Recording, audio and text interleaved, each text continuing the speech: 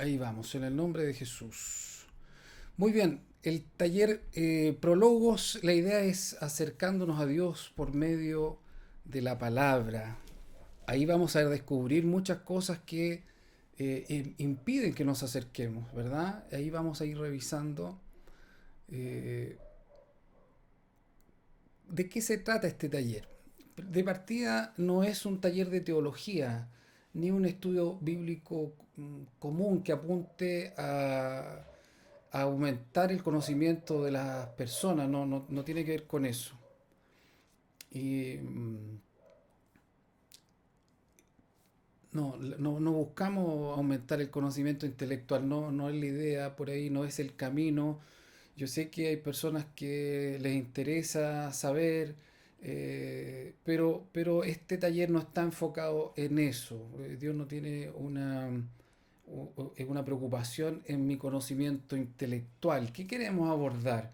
Queremos abordar aspectos que nos permitan tener una mejor comprensión espiritual de la palabra de Dios, no una comprensión mental, no una comprensión teológica, científica, no.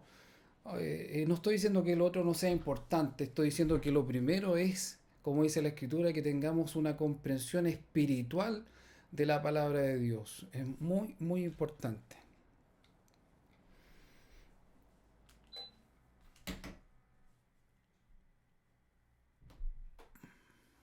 ¿De qué nos va a servir tener una comprensión espiritual?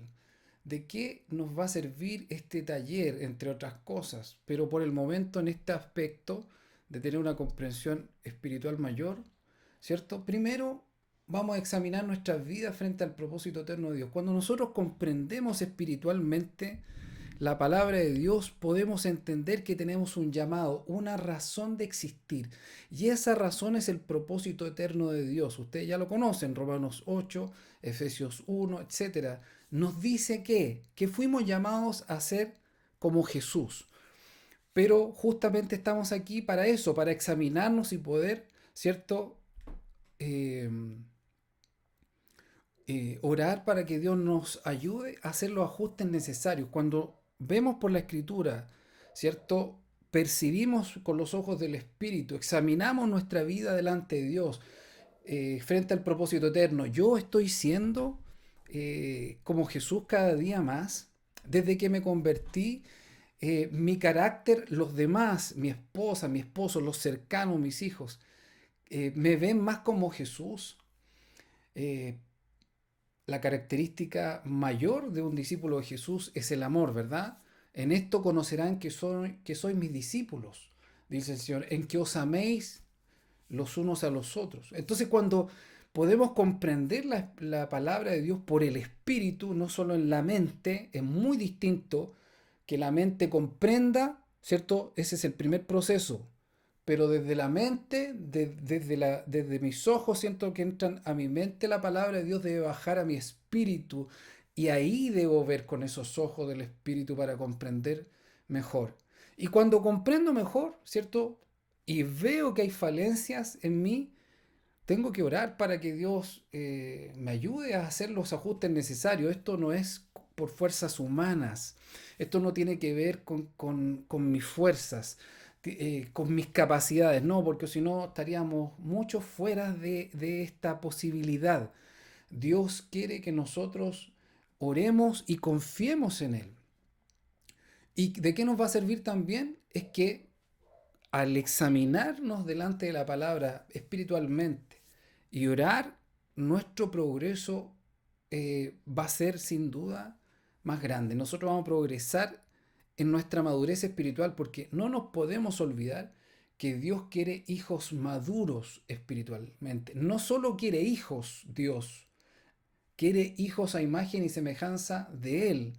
Y el modelo es Jesús. Jesús es nuestro modelo. Por lo tanto, debemos progresar en esta madurez espiritual que es la estatura, el carácter de Jesús.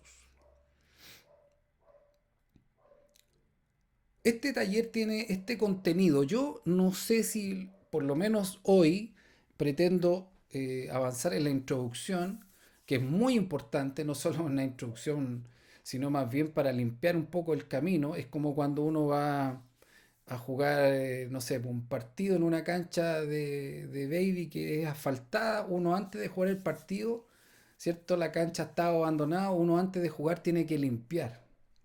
Limpiar. Entonces, esta introducción tiene que ver con limpiar el escenario para poder adentrarnos en la verdad bíblica. Porque hay muchos prejuicios. Muchas veces nosotros entramos a la escritura con prejuicios, con cosas que alguna vez aprendimos en algún lado y la verdad es que eso no nos ayuda, no nos ayuda a nada. Eh, Así que necesitamos limpiar lo que creemos saber. Obviamente no vamos a entrar en todos los temas, pero por lo menos en algún aspecto práctico de la palabra de Dios para poder ver con otros ojos, acercarnos con otros ojos a la escritura. Vamos a ver características de la palabra de Dios, vamos a ver obstáculos y errores. Creo que ese punto, el tercer punto, es muy, muy importante. Eh, a ver si mi esposita puede ir a callar a esa perrita que es mi perrita. Justo se le ocurrió ladrar ahora. Y este micrófono que tengo aquí es bastante sensible. Entonces, eh, vamos a ver. Entonces, y dice el punto 3 es muy importante. Obstáculos y errores que cometemos cuando nos acercamos a la palabra. Y hay varios que son muy, muy interesantes. El 4, ¿cómo leer? El punto 4, ¿cómo leer la palabra de Dios? También no es llegar y leerla. Ahora, no es para sabios y entendidos, no estamos hablando, repito, de aspectos espirituales. No estoy hablando de cosas mentales o físicas, ¿verdad?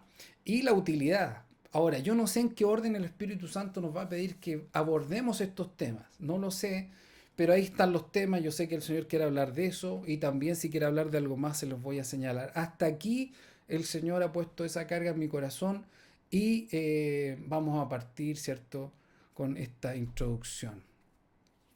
Ahí estamos. ¿Qué podemos decir para introducirnos? Cosas que son bastante obvias, pero que muchas veces las olvidamos. ¿A qué me refiero? Que Dios es vida y vida en abundancia. La vida de Dios que nos promete es abundante. Dios es vida, ¿cierto? Entonces, esta abundancia debe verse reflejada en nuestras vidas. Y no estoy hablando solo de una prosperidad económica, estoy hablando de una prosperidad en cuanto a la voluntad de Dios. Ser próspero, ¿cierto? En lo que Dios quiere es ser como Jesús. Entre más parecido a Jesús soy, más próspero podría llamarme la gente, ¿verdad? En el ámbito que anhelamos, es el propósito eterno de Dios. Entonces, Dios es vida y vida en abundancia. ¿Qué significa esto? Significa que debemos fructificar. Esta abundancia tiene que ver con los frutos del Espíritu. En esto he glorificado mi Padre, dice Jesús, en que llevéis mucho fruto y seáis así mis discípulos. En esto he glorificado mi Padre, en que llevéis mucho fruto y seáis así mis discípulos. La gente tiende a confundir entre, se le llama muy comúnmente a los frutos a las personas que se convierten por la predicación de alguien. Es decir, alguien podría decirme, ¿cuántos frutos Javier tienes? Y yo podría preguntar, ¿a qué te refieres? Estoy hablando de las personas que se han convertido por tu palabra. La verdad es que la escritura no enseña eso, la escritura enseña que los frutos que está hablando Jesús son los frutos del Espíritu, que en otras palabras son su carácter. Porque ninguno de nosotros puede adjudicarse el que alguien se haya convertido. Yo no puedo decir, este se convirtió por causa de mí. No, porque siempre hay muchos intervinientes y el actor principal de una conversión es Dios. Eh, por supuesto que hay personas que son muy importantes, sobre todo los que se atreven a hablarnos, ¿verdad? Yo puedo contar a tíos y tías que oraron mucho tiempo por mí, me presentaron en la iglesia evangélica pentecostal del Cortijo cuando tenía creo que 13 años, ¿verdad? De ahí para adelante hubo una lucha espiritual muy grande y después, ya casado, los hermanos me hablaron del Señor y entre eso, por supuesto, David Vidal, muy importante. Y ahí todos ustedes han sido muy importantes para el desarrollo. No estoy hablando de mí, estoy hablando de las características de alguien que se convierte. Entonces, ¿por qué es importante? Vuelvo a decirlo, porque nosotros tenemos algunos conceptos que son equivocados. Entonces, cuando vamos a hablar de esta introducción, estamos hablando de ir tratando de sacar algunas cosas. Yo estoy apuntando a que tú te des cuenta de que cuando hablamos de fruto, estamos hablando del carácter de Jesús. Percibimos que muchos creyentes, debiendo estar cerca de Dios, disfrutando de su presencia, están insatisfechos, sin paz, sin amor. Muchos creyentes no están testificando con sus vidas. Yo sé que no es fácil, porque somos personas que necesitamos, que Dios necesita, necesitamos transformación. Es un proceso, ¿verdad? Es un proceso. Pero estar cerca de Dios, no hay nada mejor que estar cerca de Dios. Y su presencia la disfrutamos igual a pesar de todas nuestras dificultades y los errores y todavía las deficiencias de nuestro carácter. Pero una cosa es estar siendo tratado por Dios y la otra cosa es sentirse insatisfecho, sin paz, sin amor. Y este texto da cuenta de que efectivamente los frutos del Espíritu, ¿cierto?, son el carácter de Jesús y se resumen, por eso la palabra dice, el fruto del Espíritu es, ¿qué es? Amor, gozo, paz, paciencia, benignidad, bondad, fe, mansedumbre, templanza. Cuando, cuando Jesús dice que en esto he glorificado a mi Padre, en que llevéis muchos frutos, se está refiriendo a esto y a la consecuencia de tener este carácter. Y ahí sí yo te podría decir que hay personas que con el testimonio de tu carácter se han acercado a Dios. Y eso para Dios también es fruto. Lo que yo no puedo es adjudicarme a esa persona porque es el proceso de muchas personas y de oración de muchas personas.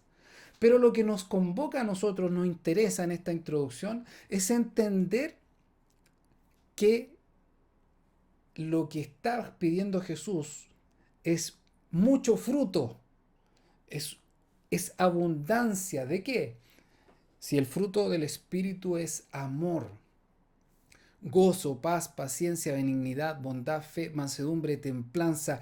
Dice, no dice los frutos del Espíritu, dice el fruto del Espíritu hablando de uno. ¿Por qué uno? Porque está hablando de Jesús, está hablando del carácter, el carácter de Jesús. ¿Cuál era su sello distintivo de Jesús? El amor, el gozo, la paz, la paciencia. ¿Tuvo paciencia? Era benigno Jesús. ¿Cuán bondadoso? ¿Cuánta fe? Si alguien tenía fe verdaderamente, era él.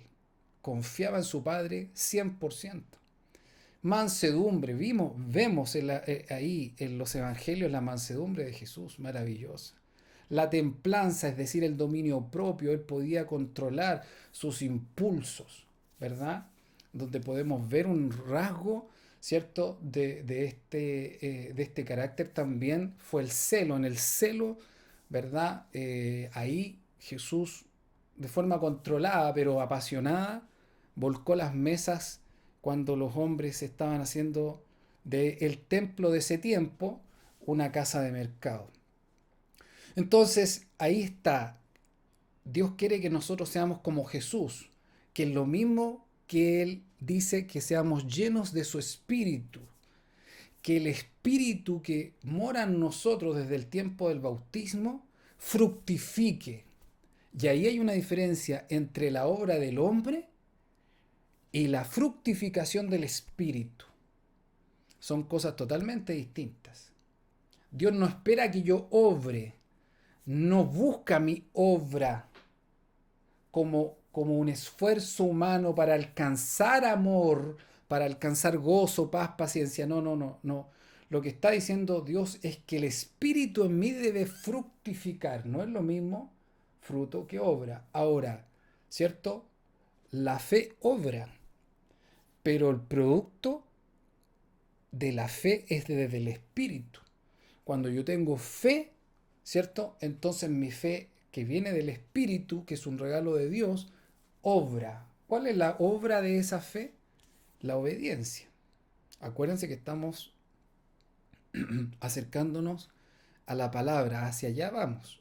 Todo este contexto tiene que ver con la palabra de Dios, aunque son verdades y principios generales, son muy importantes. Ya lo dije, ¿cómo se producen estos frutos en mí?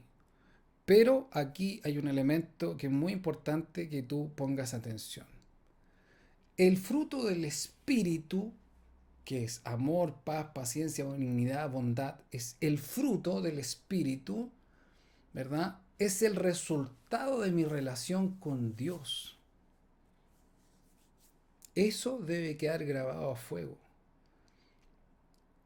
El fruto del Espíritu no es un esfuerzo humano, pero tiene una condicionante, que es mi estrecha relación con Dios.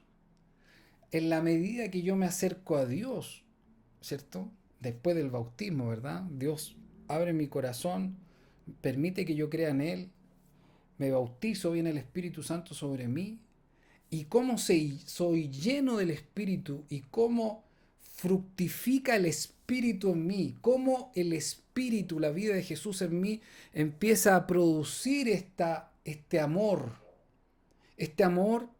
que es uno solo, es el amor ágape, el amor incondicional, el amor que puede amar al enemigo. Ese es el amor que buscamos. No buscamos un amor pasajero, un amor que pone condiciones, porque ese amor lo tenemos todos nosotros. Lo que buscamos es algo que no está en nosotros, que es el amor de Dios incondicional. Para que ese fruto aparezca, entonces mi necesidad es de estar pegado, ligado a Dios. Mi relación debe ser estrecha y todo lo que se interponga, lo que se interponga en esta relación debe salir. Eso Jesús lo enseña con mucha claridad. Muy bien, no voy a entrar ahí por ahora, pero revisemos también un poco de qué estamos hablando. Muy bien, esto tiene que ver con la reflexión. Esta frase no solo se me ocurrió, sino que tiene que ver con la escritura, ¿verdad? La lejanía del hombre con su creador es su perdición. En otras palabras, ¿por qué el hombre está perdido? Porque está lejos de Dios. Por cuanto todos pecaron, están destituidos de la gloria de Dios, apartados, ¿cierto? Perdimos a Dios en el pecado. Cuando estamos lejos de Dios, entonces ahí estamos en oscuridad, ahí estamos en pérdida. Versus, o lo contrario es que cerca de Él, ¿cierto? Fructificamos. ¿Se fija la diferencia? Ahora, yo no estoy hablando de personas inconversas. Le estoy hablando a hermanos en Cristo Jesús. Esa era la condición de este taller, que estuviesen bautizados.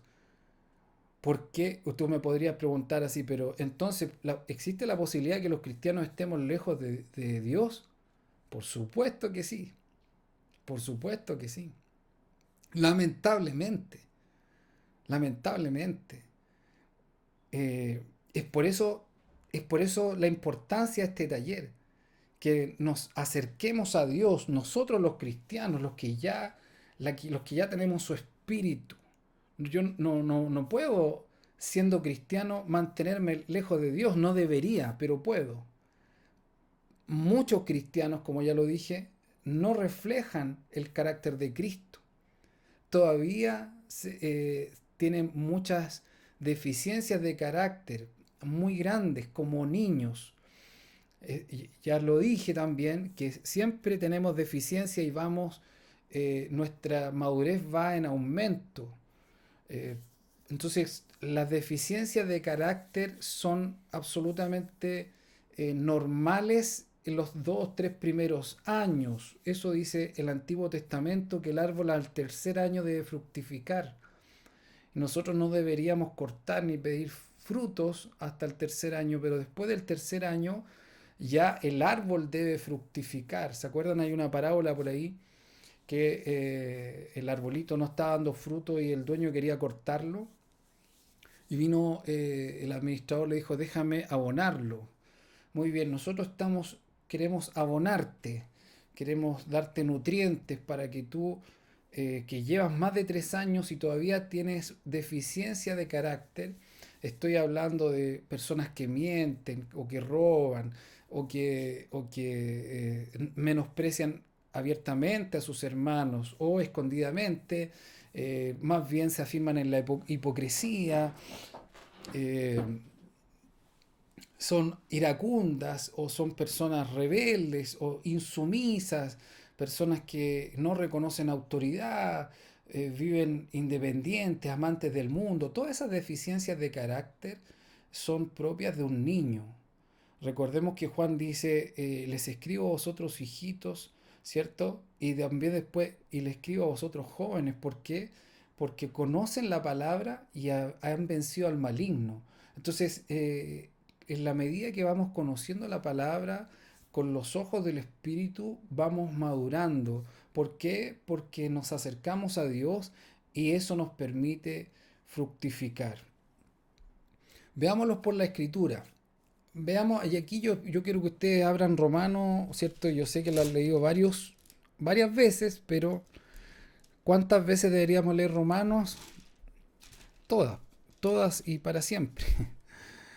Y yo les quiero animar a que lean Romanos de corrido, no paren en los capítulos.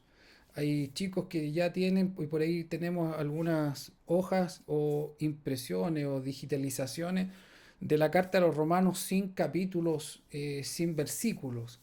¿Por qué? Porque el cercenar la carta ha hecho que el mundo cristiano incurra en muchos errores doctrinales, énfasis o sobreénfasis que han dañado el mensaje en su totalidad.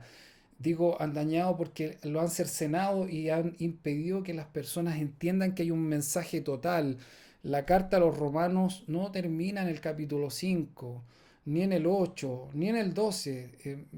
La carta a los romanos hay que leerla completa. Y cuando yo hago un énfasis en alguna parte y me olvido de lo demás, entonces estoy aprendiendo o enseñando equivocadamente. Leamos ahora una sección, ¿cierto? Una sección para poner esta verdad que ya estamos viendo, eh, ¿cierto? Cuando tomamos esto, lo que estamos haciendo es afirmar la armonía bíblica. No estamos enfatizando en una porción de la escritura, que es el error que se comete. Por ejemplo, si yo enfatizo en la salvación, pero no le digo a los hermanos, no le enseño a los hermanos que además de la salvación y de la justificación, ¿cierto? Que es gratuita, no le enseño, por ejemplo, que ya hemos muerto al pecado, que tenemos una doble naturaleza que mora en nosotros, que el Espíritu Santo quiere que obedezcamos y que después del capítulo 12, después de presentarnos a Dios, debemos entonces eh, empezar a obedecer. Ahí hay una verdad total, ¿verdad? Ahora vamos a hablar de Dios, ¿verdad? ¿Qué dice Romanos 1:19? Dice, del 18, perdón, dice, porque la ira de Dios se revela desde el cielo contra toda impiedad. ¿Me está siguiendo ahí con la lectura? ¿Sí? Porque la ira de Dios se revela desde el cielo contra toda impiedad e injusticia de los hombres que detienen con injusticia la verdad. Porque lo que se les es manifiesto, pues Dios se lo manifestó, porque las cosas invisibles, su eterno poder y deidad, se hacen claramente visibles desde la creación del mundo, siendo entendidas por medio de las cosas hechas, de modo que no tienen excusas. Pues habiendo conocido a Dios, no le glorificaron como a Dios ni le dieron gracias, sino que se envanecieron en sus razonamientos y su necio corazón fue entenebrecido. Si usted tiene la NTV ahí, como yo escribí, ¿cierto? Dice así, es cierto, ellos conocieron a Dios, pero no quisieron adorarlo como a Dios. ¿Por qué Dios está airado? Porque los hombres se alejaron de él, lo desconocieron, no quisieron glorificar su nombre, no quisieron reconocerlo como Dios. Aunque dice, lo que está diciendo Romanos, es que él mismo se manifestó. No hay nadie que tenga una excusa verdadera para decir yo no conozco a Dios, porque toda la creación manifiesta que hay un Dios creador. Entonces, ellos conocieron a Dios, pero no quisieron adorarlo como a Dios ni darle gracias. Ahí está la ira de Dios, ¿verdad? Y como resultado, dice el 21 de la NTV, como resultado, ¿qué pasó? ¿Cuál es el resultado de que el hombre se haya alejado de Dios? La mente les quedó en oscuridad y confusión. Aquí dice en la Reina Valera, se envanecieron, como resultado se envanecieron en sus razonamientos y su necio corazón fue entenebrecido. ¿Qué pasó con el hombre? Como consecuencia de estar lejos de Dios, su mente quedó en oscuridad, su entendimiento fue entenebrecido, se llenó de confusión. Muy bien, pero estamos hablando de los cristianos. Este es un principio de Dios, es un principio, es universal y es para todos. Por eso es un principio, es importantísimo. Esta palabra se hace realidad no solo para los inconversos, sino para cualquier hombre. Un hombre que se ha bautizado, ¿verdad? Y se aleja de Dios, ese hombre va a volver a su oscuridad, a su tiniebla. Cuando alguien peca, como hemos pecado todos, ¿cierto? Después de eh, habernos bautizado. Hemos pecado todos, pero no hemos perseverado en el pecado, ¿verdad? Juan dice que nosotros pecamos, por eso tenemos abogado en Cristo Jesús. Pero bueno, eh, los que hemos pecado ha sido porque nos hemos alejado de Dios. Y aquí hay otra cosa que yo he escuchado varias veces, que se le atribuyen causas psicológicas, emocionales al pecado. No, lo que pasa es que este hombre o mujer fue abusado, por eso tiene este comportamiento. Este hombre fue abandonado, o sea, esta mujer fue abandonada por su padre, por eso es así. Esa es la canción, ¿cierto? ¿Cómo dice? Versa el corito, el mundo, ¿cómo dice? Soy rebelde porque el mundo me hizo así. Esa canción, no sé ni de quién es, pero es muy conocida. Eso no es verdad. La causa primera del pecado del hombre es que se apartó de Dios. Y cuando el hombre no quiso reconocer a Dios como su creador, ¿cierto? Entonces su corazón se entenebreció, su mente quedó en oscuridad y confusión. Y desde ahí viene el pecado, desde ahí el hombre se pierde en su necio razonamiento. Al tener una mente oscura, ¿cierto? Y confusa, se va y se entrega a sus pasiones desordenadas. Ahí el hombre se vuelve rebelde, insumiso, independiente. Ahí el hombre se degrada, pierde su conciencia de su dignidad, pierde la conciencia de que fue creado con un propósito. ¿Por qué es? Porque el hombre se apartó de Dios. Entonces, ¿qué estamos diciendo? ¿Qué estamos diciendo, mis queridos hermanos? Estamos diciendo lo siguiente, que un hombre cristiano, tú y yo que estamos aquí, tú y yo que estamos aquí, fuimos llamados, fuimos escogidos desde el vientre, desde antes de la fundación del mundo, ¿cierto? Desde el vientre de nuestra madre fuimos escogidos por Dios, elegidos por Dios para ser a imagen y semejanza de Jesús. Y la única forma de ser a imagen y semejanza de Jesús, después del bautismo, ¿cierto? Porque ahí nacemos de nuevo y somos espirituales, viene el Espíritu Santo a morar por nosotros, en nosotros, ¿verdad? La única forma es que este espíritu, este regalo maravilloso que nos fue dado, fructifique y fructifique, ¿cierto? En amor, bondad, benignidad, que es un fruto que es el carácter de Jesús. Ese carácter de Jesús debe emerger de nosotros, debe empezar a aparecer desde nosotros. ¿Cómo? Ya lo dijimos, acercándonos a Dios. Pero si somos cristianos y nos separamos de Dios, lo empezamos a ignorar, lo empezamos de nuevo a no glorificar, ¿verdad? Y no estoy hablando solo de palabras y de canciones, estoy hablando de hechos. Entonces, cuando nos apartamos de Dios, nuestra mente y nuestro corazón empiezan de nuevo a caer en oscuridad. ¿Cuándo usted está más ansioso? Cuando está más lejos de Dios. ¿Cuándo tiene paz? Cuando está cerca. Dios nos hizo para estar cerca de Él. La relación que Él quiere conmigo es estrecha. Yo seré para vosotros padre y vosotros me seréis por hijos, dice el Señor. Entonces, Dios no me hizo para que yo me bautizara y me salvara, ¿cierto? El propósito de Dios no es la salvación ni el bautismo. Dios me salva y me permite bautizarme para darme su Santo Espíritu. ¿Para qué? Para que yo sea transformado a la imagen de Jesús. Porque ese es su propósito, que en mí aparezca el carácter de Cristo y en esto Dios sea glorificado. La gente glorifica a Dios cuando empieza a ver a Cristo en ti y en mí. Y así también cuando yo me aparto, el nombre de Dios empieza a ser blasfemado porque la gente dice, claro, mírenlo, po, miren el cristianito que tenemos aquí. Claro, pues, si todos estos son iguales. Y el nombre de Dios es blasfemado porque mi conducta y mi carácter dejan mucho que desear.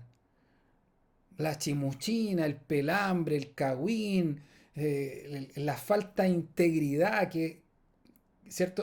Íntegro, completo, pleno es Jesús, maduro.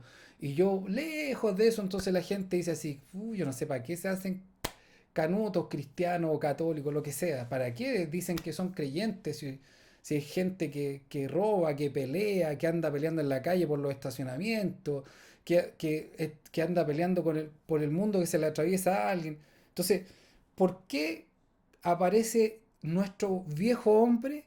Porque está ahí Romanos 7, no puedo detenerme en esto, pero en Romanos 7 Pablo dice así, miserable de mí, yo tengo, dice él, ¿cierto?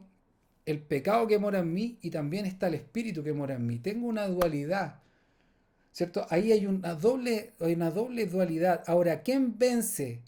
¿Mi carne o mi espíritu? Por supuesto que la ley del espíritu es mayor, vence. Pero ¿cuándo se cumple esa ley? Cuando yo estoy pegado a Dios. Cuando mi relacionamiento desde el espíritu que me fue dado se entrelaza con Dios, se comunica, ¿cierto? Entonces esa vida empieza a emerger de mí. Y esto empieza, ¿cierto?, a ser constante hasta que se vuelve parte de mi carácter. ¿Se fijan? Ahí mi relacionamiento con mi Padre, que es Dios, se estrecha y se fortalece. Y llega un minuto donde uno no quiere separarse más de Él. Y la gente puede empezar a decir que uno se empieza a parecer más a Jesús. Uno siempre se nota lejos, pero la gente empieza a dar algún testimonio. Empiezan a haber rasgos de Jesús. Y no tiene nada que ver con el hombre, no es para gloria del hombre. Es el fruto del Espíritu. Entonces, es muy importante que entendamos esto. Este principio es fundamental. El hombre encuentra su plenitud en una estrecha relación con su Creador. El hombre encuentra su plenitud en una estrecha relación con su Creador. Fíjense ustedes que si un hombre o yo o tú o una mujer peca, la relación con Dios se corta, se detiene y yo debo restaurar para que mi relación, si he pecado, debo confesar para que mi relación con Dios se restablezca, no solo porque lo dice la gente o lo dicen los hermanos, los pastores, los discipuladores, no, es porque yo necesito volver a relacionarme con Dios, porque lejos de Él no puedo, porque sin Él no estoy seguro, pierdo la paz. Entonces, cuando yo estoy pegado a Dios, mi comunión es verdadera, es real, está sana, entonces, ¿cierto? Yo empiezo a crecer, a madurar, empieza a haber plenitud en mí y esto no se detiene, sigue, ¿verdad? Hasta la imagen de Jesús. Es la promesa de Dios. Este texto hebreo muy interesante dice, acerquémonos pues confiadamente al trono de la gracia para alcanzar misericordia y hallar para el oportuno socorro. Yo les voy a pedir que ustedes lean Hebreos 4, esa es una tarea. No voy a leerlo ahora porque ya me he alargado bastante, pero léalo y se van a fijar de que está hablando, por supuesto, de Jesucristo, lo que hizo, la obra que hizo Jesús en la cruz. Pero ¿para qué es todo esto? Otra vez les digo, no es para que ustedes estén salvos solamente. No, es para que nos acerquemos confiadamente al trono de la gracia, a Dios, por supuesto, para alcanzar misericordia y hallar gracia. Ahí está el poder de Dios para el oportuno socorro. Pero el tema es acerquémonos a Dios. Eso es lo importante. Debemos acercarnos a Dios. ¿Cómo el hombre puede acercarse a Dios? Ese es el punto, ¿verdad? Ahí estamos. Ya lo hemos dicho, pero es importante. La gente dice que se acerca a Dios eh, yendo a algún lugar físico, se acerca a Dios incluso eh, por la oración. Yo digo que quiero decir lo que dice la Escritura. No estoy diciendo que lo otro no sea importante, pero quiero puntualizar en esto. Dice Hebreos 11:6, pero sin fe es imposible agradar a Dios, porque es necesario que el que se acerca a Dios crea que le hay, ahí está la fe, y que es galardonador de los que le buscan, ahí está la confianza en Dios, ¿cierto? Si yo creo no solamente que hay Dios, sino que además es un Dios que lo que dice lo cumple y Él dice en sus promesas que nos va a recompensar por estar cerca, por buscarlo a Él. Entonces, ¿cómo yo me acerco a Dios? Por supuesto, por medio de la fe en Él. Fe en Él. Estoy hablando desde la perspectiva cristiana, ¿cierto? Yo me acerco a Dios como un inconverso porque Dios me otorga esa posibilidad, me da fe. La fe no es un producto del hombre, es el fruto del Espíritu, por lo tanto Dios lo tiene que dar. Recuerden que el que se acerca a Dios porque Dios así lo permite. Dios abre el corazón de la gente para que puedan verle. ¿Cierto? Hay gente que aún así prefiere las tinieblas, pero los que hemos preferido seguirlo es por la fe que Él nos da. ¿Y cómo viene la fe? Romanos 10:17, una vez más. Así que la fe es por el oír y el oír. ¿Por qué viene el oír? Por la palabra de Dios. Ahí está, empieza a configurarse el camino. ¿Cómo nos acercamos a Dios? ¿Cierto? Por medio de la fe.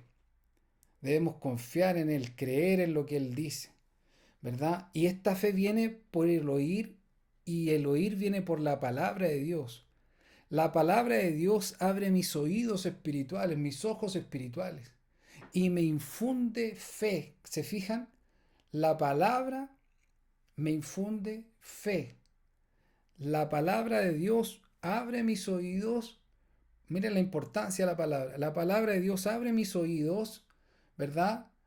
Y ese oír me da fe, es un fruto, ¿verdad? No es un producto humano, no es concientizarse, yo voy a creer, yo sí, yo voy a tener fe, no, sí, yo me convenzo, no, no, no, no.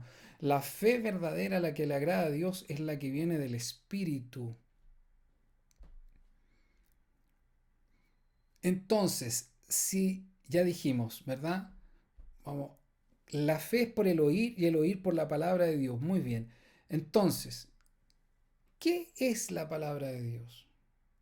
¿Qué es la palabra de Dios? ¿Es un libro?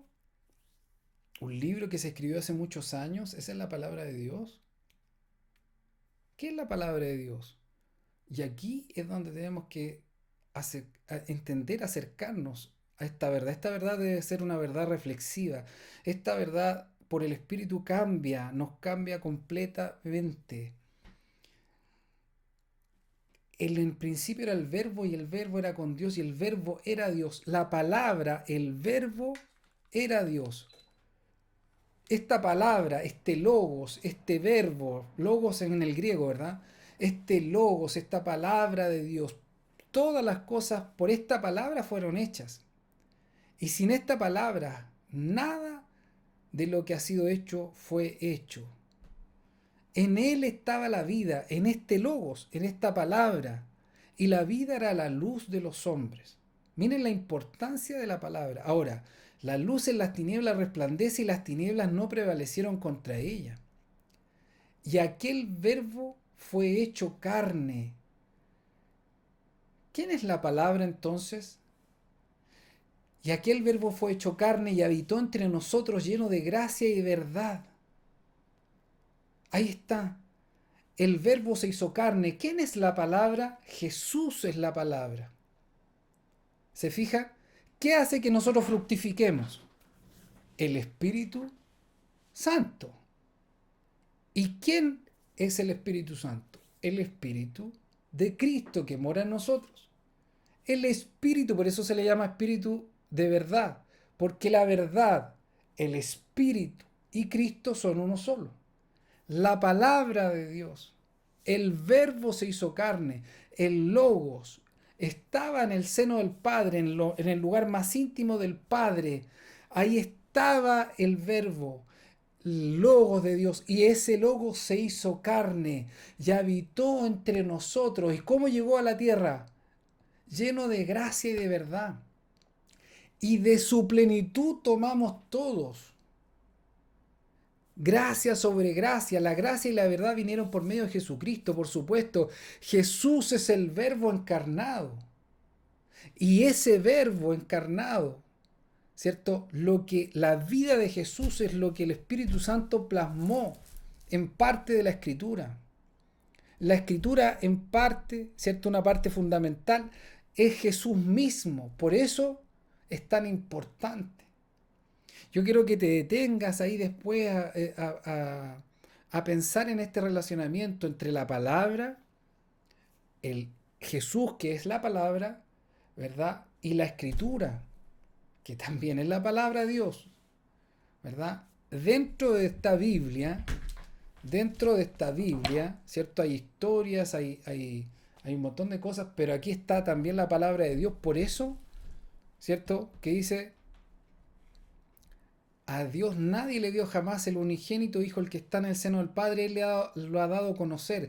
¿Quién dio a conocer al Padre? El que estuvo con Él siempre. Ese Verbo se hizo carne y habitó entre nosotros y entre nosotros dio a conocer al Padre. Dios nos habló por medio de su Hijo, dice Hebreos 1, ¿verdad? Entonces, para ir al Padre, debemos acercarnos por la palabra. La palabra nos da fe. Y con esa fe nos acercamos a Dios. Pero la palabra es Jesús. Por eso Jesús dice, yo soy el camino y la verdad y la vida. Nadie viene al Padre si no es por mí. ¿Se dan cuenta que la palabra y Jesús son uno? Entonces yo no puedo leer la Escritura sin entender esta verdad. Yo no puedo escudriñar la Escritura sin entender que estoy buscando una persona que es Jesús. Yo no puedo ir a la Escritura para buscar algo para mí. Es como si yo quisiera usar a Dios y hago eso. ¿Qué le parecería a usted que alguien lo quiera solo para usarlo? Eso no es amor. Por eso Jesús dice, ¿quién es el que me ama? El que tiene mis mandamientos y los guarda, los atesora. Ese es el que me ama. ¿Se fija? Jesús dice, yo soy el camino al Padre. Ustedes necesitan ir al Padre. Yo soy el camino. Yo soy la palabra, dice Jesús. Yo soy el verbo. Yo soy la verdad, dice Jesús. Y también dice que yo soy la vida. ¿Se fijan? La palabra es vida. Mis palabras son espíritu y vida para ustedes. Yo, dice Jesús, soy espíritu y vida para ustedes. ¿Qué tengo que buscar entonces cuando leo la Escritura? ¿Una palabra que me bendiga? ¿O estoy buscando a Jesús? Miren, nos demoramos para llegar a este punto. Este es el punto de hoy. Perdonen que me haya extendido, pero esto es un taller, no es una live. Los talleres son largos y eh, son voluntarios y necesitan interés. Así que es importante que tú estés ahí concentrado, que estés pidiéndole a Dios que te dé gracia para entender esto. Cuando yo voy a la escritura y leo sin interés, voy a la escritura y leo porque tengo que leer. ¿Quién puede encontrar a una persona como Jesús sin interés? ¿Qué pasa si yo le digo a mi esposa, esposa mía, yo te amo, pero no estoy con ella? Pero Javier, no dices que me amas, pero si te amo, mira, te voy a cantar una canción. Te amo y te amo. Pero tú no estás conmigo. Tú no me buscas. Tú buscas otras cosas, pero no me buscas a mí. Ella me puede decir perfectamente, no me amas. El que tiene mis mandamientos y los guarda, ese es el que me ama. ¿Y a quién busco yo en la escritura? Hay planes, ustedes conocen, los que conocen YouVersion, bueno, no quiero hablar mal de la aplicación, es muy buena, muy útil, pero lo que no me gusta, y quiero decirlo por causa de lo que estamos hablando, es que hay planes que dicen así, estás con rabia, o qué sé yo, inseguro, lee estos textos bíblicos, aquí hay un plan para ti. ¿Qué busco yo cuando leo la escritura? Estamos en un taller que pretende promover la palabra, la lectura de la palabra, pero no en esos términos. No en esos términos. El egoísmo no puede estar instalado en nosotros, o sea, no puede, digo, para buscar a Dios, pero está instalado hace rato. O sea, yo voy a leer la escritura para buscar las promesas. Las demandas no las quiero las promesas. Pero fíjate que el verbo, que es Jesús encarnado y que ascendió a los cielos y está en nosotros ahora como el Espíritu Santo, el Espíritu de verdad, Jesús, ¿cierto? Expresaba como verbo de vida, ¿cierto? Fe en Dios y doctrina. Su vida era doctrina, su vida es nuestra doctrina. Su vida es querigma y vida, que es verdad, proclama, yo soy el pan de vida, yo soy el camino, esta es una verdad. Jesús dijo, yo soy el camino y la verdad y la vida, nadie viene al Padre sino por mí.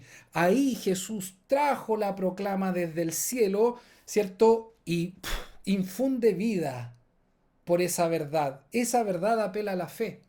Pero también Jesús dice, oísteis que fue dicho no matarás, mas yo digo, cualquiera de vosotros que menosprecie a su hermano es culpable, ese es un mandamiento.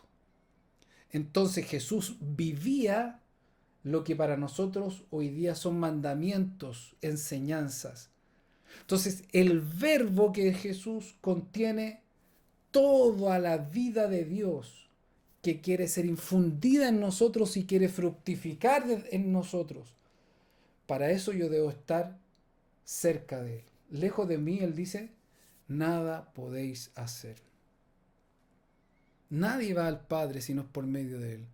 Él dijo, mis palabras son espíritu y vida. Yo tengo que acercarme, yo debo buscar a Jesús en la Escritura. Debo vaciarme para buscarlo. Y ahí el que busca, halla. Distinto es que ya voy a buscar algo para mí. Voy a usar la escritura para mi beneficio. Eso no tiene que ver con la vida cristiana. Eso tiene que ver con religión y un egoísmo que está instalado en nosotros. Pidamos en oración que nuestros ojos del Espíritu sean abiertos, hermanos, para contemplar a Jesús.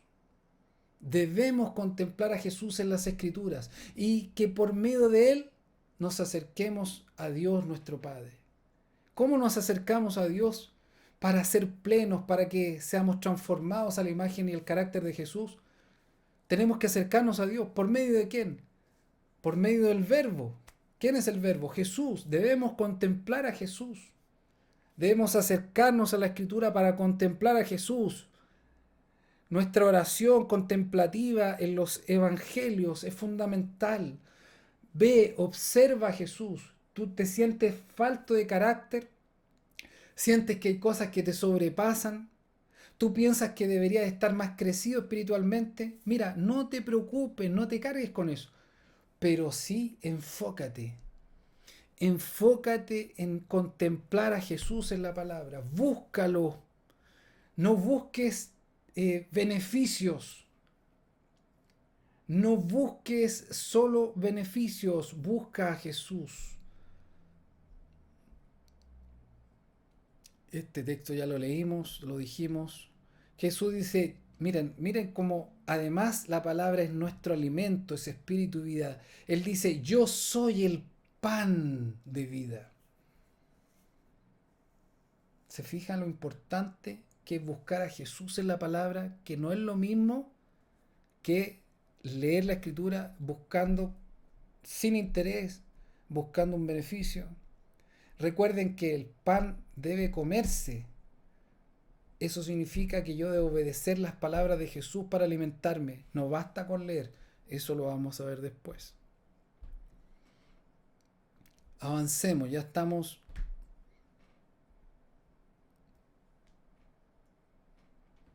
Entonces, ya lo hemos dicho, para acercarnos a Jesús, para acercarnos a Dios, digo, necesitamos ir a Jesús el Cristo, necesitamos ir a Él.